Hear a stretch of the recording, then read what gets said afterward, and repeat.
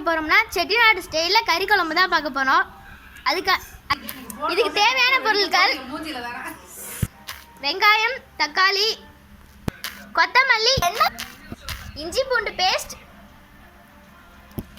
அரைச்சி வச்ச தேங்காய், இது பட்டை சோம்பு. வாங்க குழம்பு வைக்கலாம். இப்போ குக்கரில் எண்ணெயை ஊற்றியாச்சு.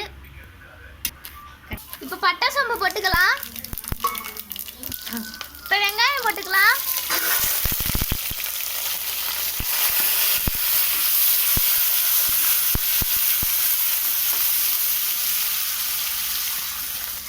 நல்லா வதங்கட்டும். இப்போ தக்காளி போட்டுக்கலாம்.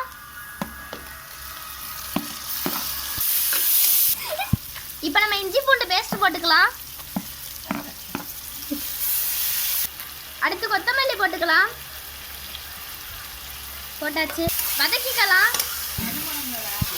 வாசம் நல்லா இருக்கு. இப்போ நல்லா வதக்கியாச்சு.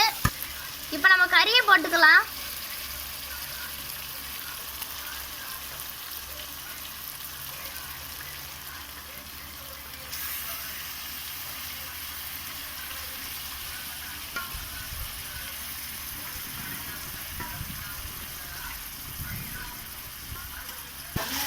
இப்போ எல்லாத்தையும் சேர்த்து வதக்கிக்கலாம்.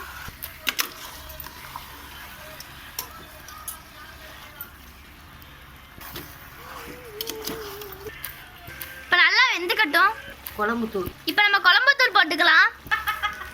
இப்போ எல்லாத்தையும் சேர்த்து வதக்கலாம்.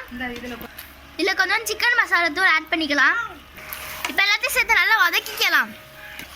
இப்போ தண்ணி ஊற்றிக்கலாம். ஊற்றி இப்போ இதுக்கு தேவையான அளவு கல் உப்பு போட்டுக்கலாம். இப்போ அரைச்சி வச்ச தேங்காயை போட்டுக்கலாம். தேங்காயில் என்னென்ன அரைச்சோம்னா சின்ன வெங்காயம், பூண்டு, சோம்பு, மிளகு. ஜன்னல்ல போய் சிக்கிக்கிறது. இப்போ நம்ம மூடி 3 விசில் வச்சுக்கலாம்.